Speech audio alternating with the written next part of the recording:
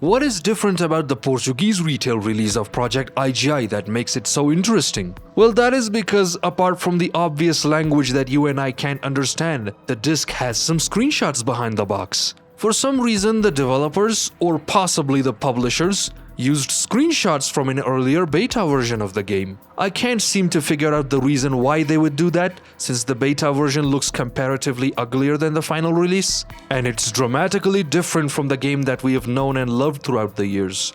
It does have lots of interesting cut content that we never got to see before, but what I'm specifically interested in is this screenshot. What exactly is all of this? An aircraft carrier? An orangish background with some F-35s? Neonix modding team helped me uncover some of the data, and after searching for some evidence and going deep within the game files, they were able to figure out that this belonged to the nuclear infiltration mission. But that's not all. There's another image of a proper airfield with some MiG-25s on standby, and that too somehow belonged to nuclear infiltration. That seems one of the reasons why this mission has so many unused buildings in the background. If we take a hint and look at the whole game itself, no matter how deep the mission is supposed to be, the bases are usually simple. So I always wondered, why did this mission had to have a background while the others didn't? All the clues that we found points to the fact that this mission was supposed to be a lot more than what it is. It was supposed to be a much more bigger mission in the beta or alpha stages. So what went wrong? What are the reasons? What could be the case? To know all about that, let's keep watching the video and push that subscribe button and bell icon for more information and news about the franchise. I call this an odd mission because it has a really strange atmosphere, a very different color setting. At first it seemed exaggerated, but on July 6, 2025, this actually happened in my own city. The second reason is that the feel of this mission, it has a very farewell tone to it.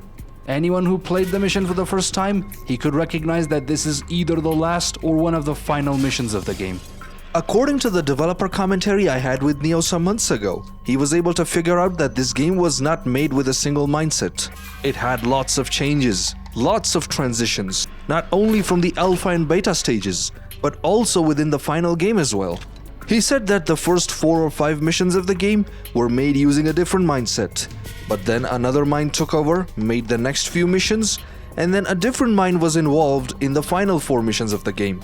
That is why once we get to Eagle Nest 1, we start to feel this slight difference. The game tries to become a lot more diverse with the locations, and feels like the game is taking itself a bit more serious than usual. That's the case with this mission. From the looks of it, this feels like this could have been one of the first missions ever designed for this game, because it has lots of cut content. Look at these buildings. Look at these cooling towers. And then not to mention the screenshots of the aircraft carrier and that airport.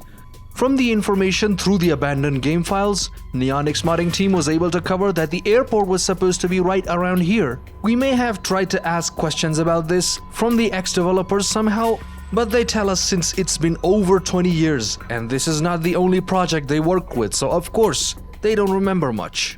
Well, we can take a clue since this surface looks different from the rest of the terrain. Apart from that, at least with the information that we got, this mission is like the embodiment of every idea that was pitched in the game.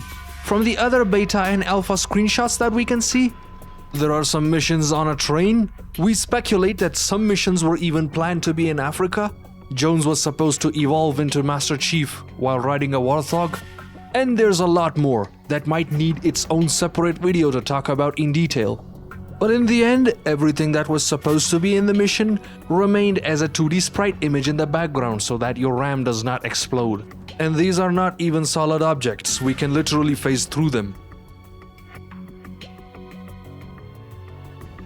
At least the buildings are solid. They have a roof with a railing, but that railing too is not solid. The premise of this mission is that ex-army took control of this abandoned nuclear site, which was still in the custody of the Russian military, but ex-army took it by force. That explains the destroyed tank, and Ek needs to use it for her own goals. Jones arrives sooner than his comrades, and he has to either find Ek or clear a path for his teammates to land. So the premise is simple, it's a single objective mission. But this mission is linear. There is no other way to infiltrate the base except the front gate. And I tried looking, but there are fences everywhere. And then this mission is lengthier compared to any other mission we have played so far.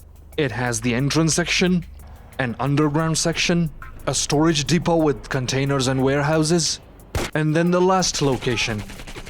But for this long duration, we also get compensated with lots of health packs, lots of grenades, and for the underground section, the developers gave us exactly what we need. Yeah.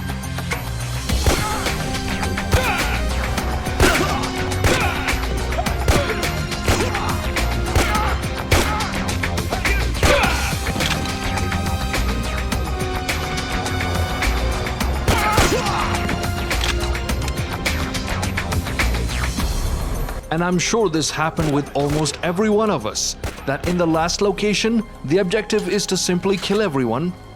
And we do kill everyone, but why doesn't the mission end? After searching for the base for about 10 minutes, we finally find that last bastard. Silly memories. There is a problem, however. Because of the color of the sky and the enemy's uniforms, visibility is an issue. It becomes hard to see anyone. As for the arsenal, we get an M16 along with a Dragunov. I think the MP5 would have been a better choice for this mission, and the Dragunov is useless in the first segment. It's only a waste of bullets. The only place where it does become useful is the final segment right here. There's a double Uzi in this building, but who cares about that? There's a sniper we have to deal with. And for the greed of taking his gun, I recommend not going there because that is the most terrible position you can be in. You know what could have been a better sniping position? These buildings. There should have been a way to access them. At least get on top of the roof.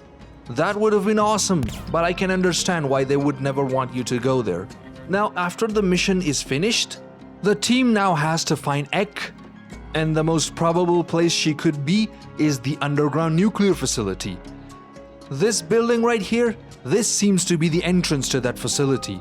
And because this building is so close to the base, I don't think this was supposed to be a background.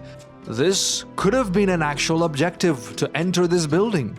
There are two reasons why I speculate so, is because one, it's close to the map, it's well within range of our gameplay. And two, there's an invisible wall to stop anyone from entering. If you manage to find a way through the fences or somehow get there, the wall would stop you from trying to enter the building. No one would ever put an intentional invisible wall without reason. If we no-clip our way through, we can see that this door and the building itself is not a solid object.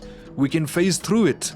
The roof is the only solid object in this building. There's a lot more about this mission that if we take our time and dig through some of the information available to us, we can find more speculations. Find more hidden things that nobody knew about. But for now, this would be the end of the video, so see you soon in the next mission analytics. Show be out, and I'm going in.